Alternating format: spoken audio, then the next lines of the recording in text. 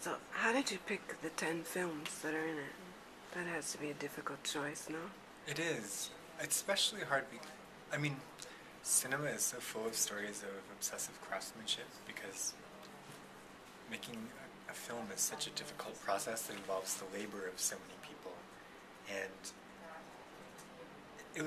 I think it can be difficult to find, it was difficult to find 10 individuals that really stood out for their craftsmanship in a field that's so defined by craftsmanship. Um, so to find,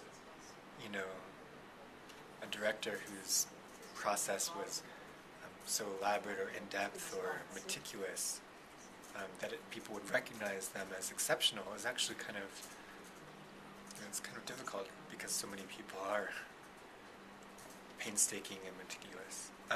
But Especially Hitchcock, right? Yes. He's like, you see, before the film is even made. Well, Hitchcock is an interesting case because he was always trying to promote the idea that he was the master of his films, that he visualized everything before it was shot. And it was a part of his publicity campaigns. And one of the objects in the exhibition is a couple of the storyboards for a scene from North by Northwest. And what's interesting about those storyboards, which are illustrations done to plan out the film, they were actually done after the film was shot. So they're part of the they're part of the press. It's a lie. Behind yes, exactly. They're part of the press behind the film and not the film itself, because they didn't have the time. But nevertheless, the scene that's from is from the crop duster sequence in North by Northwest, one of the most iconic moments of cinema history. And we have this diagram that's on loan from the Margaret Herrick Library in Los Angeles. And it shows all of the camera placements plotted out on a map of the cornfield where the scene takes place.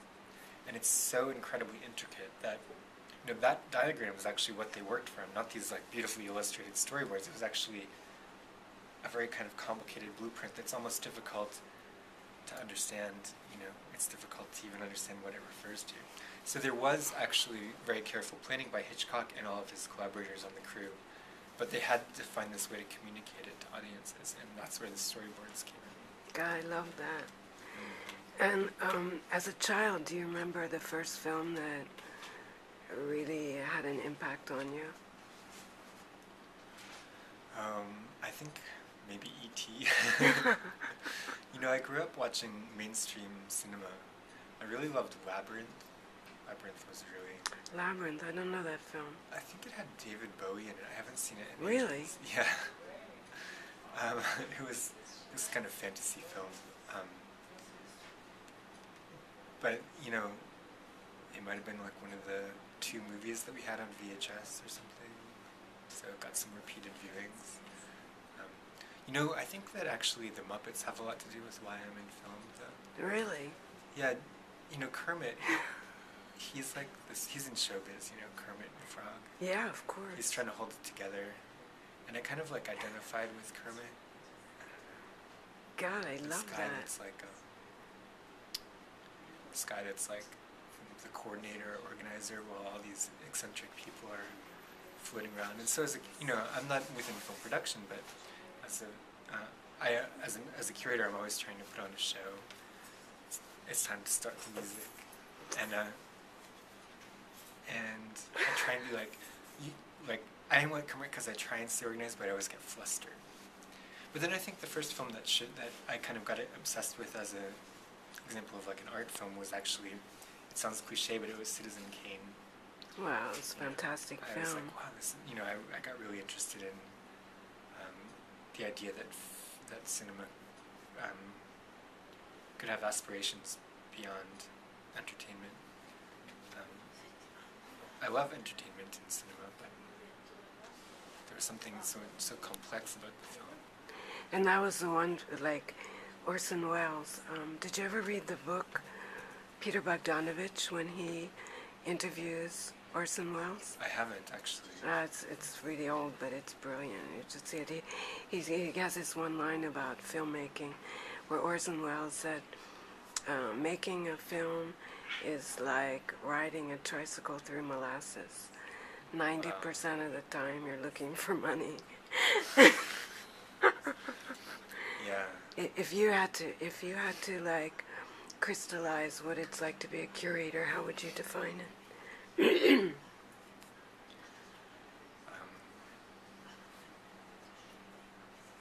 That's a good question.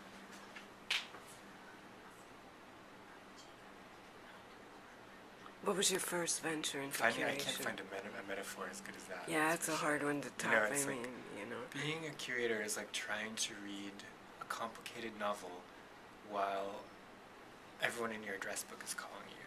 Trying to write a complicated novel while everyone in your address book is calling you. I think that's pretty great. But something like that. And what was the first exhibition that you curated? Oh gosh.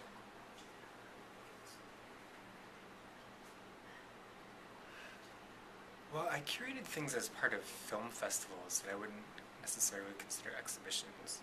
But my first exhibition, an institution or whatever, was actually a project called Kingdom of Piracy, which was these artists that were looking at intellectual property and how on the web it was changing. And it was in Liverpool, and we did this whole project about music sharing. And how, how music sharing was sort of changing the way that people listen to music. So it was, a lot of my work as a curator has been looking at both cinema and then also at how newer technologies are changing cinema and other forms of culture. And so that was kind of on the newer technologies side. Yeah. But I guess my first thing curating was a film festival I started in North Carolina called the High Mom Film Festival. How old were you then? I was in college, I don't know, 20 or so. And what was the High Mom? It was a short film festival, and our whole thing was that we didn't charge filmmakers entry fees, but we ran the whole thing through sponsorship. And our slogan was no fat cats, because we're trying to support, true DIY filmmaking. And it was obviously successful. It went on for 10 years or so. Really? I was only involved for a couple of those, so it had a real life within Chapel Hill, North Carolina, as a kind of community program that, and it also not only for the community but also for filmmakers. At a certain stage in their development, it became an important showcase. So I think it had a real contribution to the place and to the fields, let's say. And two little quick questions. One, Todd Hayes. I love Todd Hayes. What was your first introduction to him? Was it Superstar or was it Poison? Superstar, yeah. Yeah. Yeah, Superstar was definitely a video I idolized when I was in college. I was like, definitely. And now you can't find it, right, because of the music rights, or what's the story? You can find it if you look hard. Yeah. It's gotten easier to find it now than it used to be, but I think there was a lot of... Superstar was a film Todd Haynes made. I think it was his thesis film. And it told the Karen Carpenter story using Barbie dolls. So the actors were all Barbie dolls. And it was really... sounds frivolous, but it was brutally effective. Partly because of Karen Carpenter's music, which also has this kind of plastic facade, but this undercurrent of very deep pain, let's say. And so Barbie dolls are actually the perfect vehicle for a film like that. But then the estate, it portrayed Karen Carpenter and her family in a very, complicated light. I don't think it was, correct to say necessarily even negative. It was certainly sympathetic to her plight. But of course the estate really didn't want it shown, and since it had the music in it, that became an issue. So what I find interesting about that story is that, even within Far From Heaven, you have a similar dynamic of a very careful surface, or a very carefully polished aesthetic that seems so bright and cheery, almost like a Barbie doll, that kind of vision of Americana. But then underneath that, or behind it, there's so much going on that's painful and complicated, and so the film really has that same balance of a surface and a depth, or an exterior and an interior. And Todd Haynes told me that when he was looking for the materials to show in our exhibition, one of the things he was looking for was a Barbie doll figure that had been made apparently by Mattel of Kathy Whitaker, Julianne Moore's character in Far From Heaven. You're So kidding. apparently someone at Mattel had heard the Superstar story and decided to make a Julianne Moore, Kathy Whitaker figure in honor of Todd Haynes' ongoing success, which is really funny. It's wild. But it didn't turn up during his excavations No, of his basement for us. But that's wild. And one last question. John Turturro is going to talk today at 8 o'clock, right? yeah, It was his first film, Five Corners. I don't know. I remember he played a rapist or something. I didn't see the film. You've stumped me. I know I love John Turturro, but I haven't. Yes. When was it? When did it come out? Oh God, I don't remember. I mean, all I remember is the first time I noticed him in film, and it was just a little part. It's like when you think of Brad Pitt in Thelma and Louise. It was like a bit like that. It wasn't like the main character. Well, he's been involved in a lot of independent cinema. I mean, Yeah. he's really a person that's like, yeah. He directed a film too, right? He did, Didn't yeah. he? I've seen that, but I'm trying to recall the title. I don't recall it either, Mm. but It was like in the 90s or yeah. a while back. But he would be, he's a good example of someone that is just so all about cinema culture as well. But I haven't had an opportunity to work with him, actually, because, this is something we're doing as part of the exhibition, but Hmm. he wasn't a part of the show Ah, itself, okay. There's just a little perk.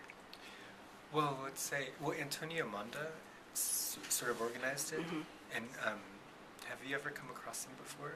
No, He's did you see The Life Aquatic? of course, yeah. He's the film critic in Life Aquatic, but he's actually, or is he the film critic, or is it based on him? Do you know? Say it again. I'm trying to remember. Was Antonio He in hasn't Life? cameo as he's the film critic. Yeah. He's in the TV show, and I think it's part of it. Right, it is him. Yeah. So It he. is him, absolutely. Yeah, yes. but he's like got this very, very signature style of conversing with filmmakers, where he'll ask them like these very philosophical questions, and Wes Anderson sort of parodies that Hmm. in the character for Life Aquatic, but then invited Antonio to play it. So Antonio is working with John Turturro, which is Great. very cool. Well, I'm looking forward to it. Yeah, it Thanks. should be fun.